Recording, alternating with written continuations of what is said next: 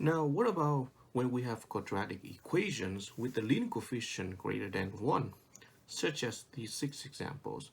Well, usually what I like to do is by using the x method that you might have seen in your class. So we'll go through these examples to try to factor these expressions using the x method, and then eventually what you would see is that you would end up factoring by grouping as well after having used the x method, okay? So let's go with example 1. Well, the x method can be constructed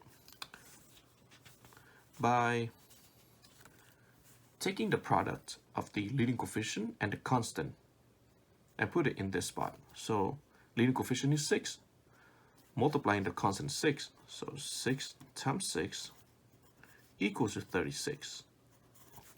And then we drop the second coefficient at the bottom part.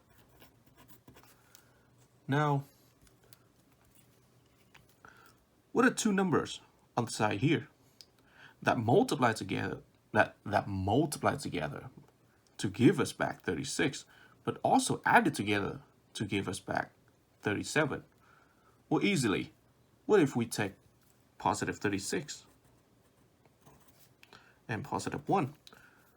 36 times 1 equals 36. 36 plus 1 is 37. So hey, these are the two numbers that we want to need. Okay.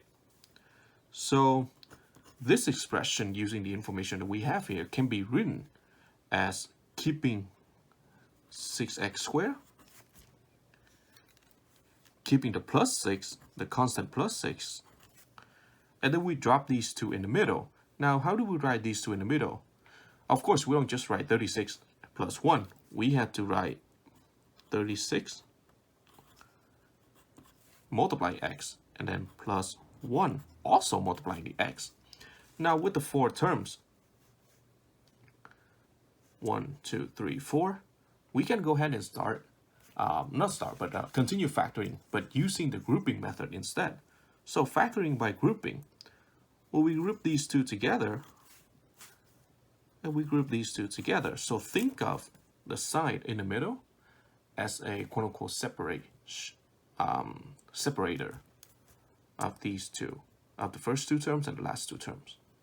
Now looking at this binomial, well, guess what? We had a coefficient positive 6, coefficient positive 36, and 6 go with x squared, and 6 go with also the independent variable x, but now x is raised to the first power.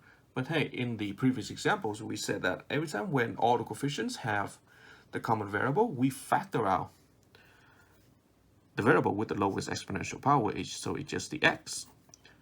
Now, it's not just the x that we have to factor out. In this case, we also have to factor out the 6 as well, because the coefficient 6 is a factor of itself and also a multiplicative factor of 36.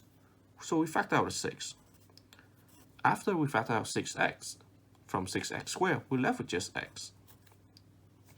From 36x, the leftover is going to be plus 6.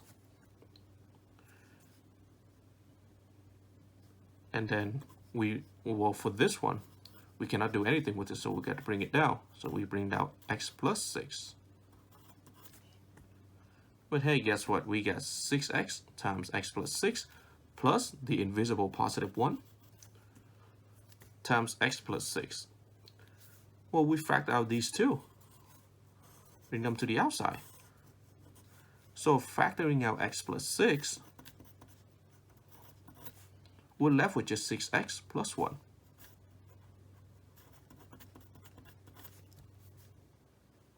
And this is the factor form of this. So if you want to check it, just FOIL it out or use the box method to confirm whether this really is the factor form of this original expression.